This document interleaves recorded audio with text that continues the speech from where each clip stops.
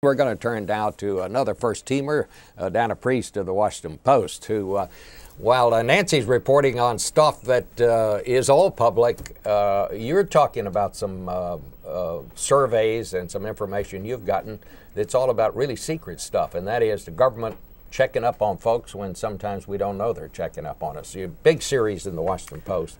Right. Tell me about it. Well, what we looked at is what the United States is doing at the state and local level to try to find terrorists. And what they're doing is now monitoring you and I much more, U.S. citizens and residents.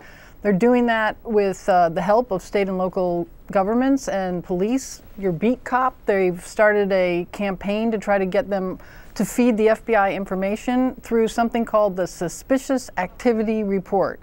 And that means if a police officer, a sheriff's deputy, or even a citizen sees somebody doing something they think is suspicious, you're extra curious about a building that you shouldn't be curious about, you're taking a photograph of a bridge, they can fill out this form, get your license plate if you've got a car, run a bunch of information on you, and then, because technology has changed so much, they can use commercial databases to find out your social security number, your cell phone number, all the places you've lived before. And this goes into a central database at the FBI headquarters called the Guardian database. And part of that is shared with local and state, thousands of local and state officials who will wait for some more information to figure out, well, is this person really doing something we should be concerned about? Because the vast majority of these cases, these reports, they can't tell. It looks suspicious, but they don't know whether to rule it in or rule it out. So it'll sit in this database, your personal information,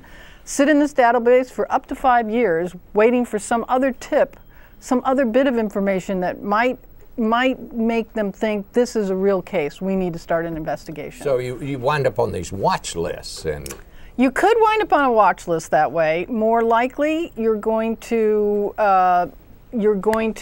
have a lot more information about you in these files, including, and this is really, I thought, so interesting, if you drive from Washington, D.C. to New York, there's now a whole series of cameras that your car will pass through. And if they decided that you look really suspicious, they want to know more about you, they could actually trace where you went and when you went. If you went in tunnels, if you went over bridges. We've become a surveillance society for reasons that the government will argue are completely legitimate, which is they're much more worried about so-called homegrown terrorists. You've seen them, the guy who allegedly tried to blow up the tree lighting ceremony in Portland, and then another man who was arrested in Baltimore for wanting to blow up an Army recruiting station. So they believe that this is now the big problem. It's still overseas, but now it's Americans and recent immigrants that are becoming radicalized for various reasons that they've got to look for. They're not communicating with a network of people, so they can't eavesdrop on them in websites, and they're much more difficult to find, so they're trying to unleash all the departments, and you and me. You see Janet Napolitano, the Secretary of Homeland Security, out there saying, see something, say something. That's part of this. Or you see these signs all over Washington and other parts of the country that say, report suspicious activity. They've just popped up.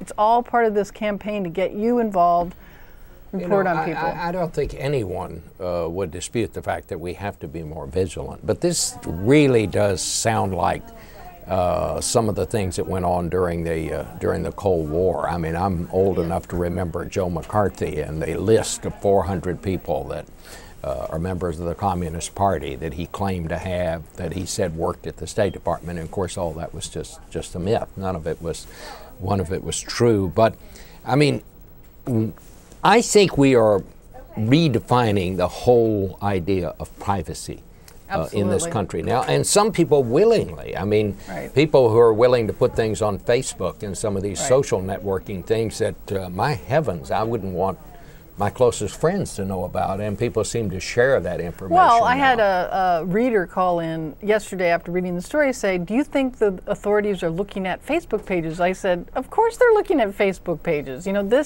there is so much out there that is not necessarily law enforcement, but it's available to law enforcement, and they're going to use it because they want to get more information. the big debate, even within the FBI, is whether this is really the effective way to go about it. Most terrorism cases come about, maybe they start as a tip, but then the FBI uses its confidential sources, surveillance technology that's very targeted to an individual.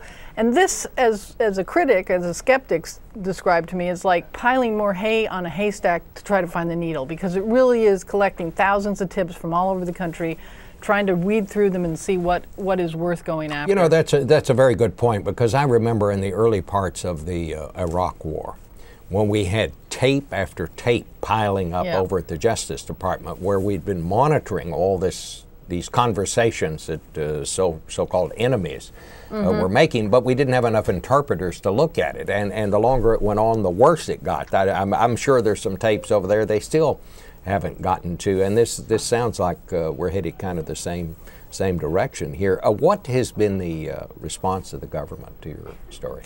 Well, they put out a 7-page, put out is probably a generous term, they gave a 7-page document of talking points addressing everything in the article to members of Congress and people in the executive so that they would know how to respond to it. It didn't say any part was inaccurate, but it did say it gave their reasoning for all of this, and the reasoning was stated in the article, which is they do believe this is the way they need to find this next generation, if you want to call it that, of homegrown terrorists working by themselves. Did they give you the talking points, or? No, someone sent them to me.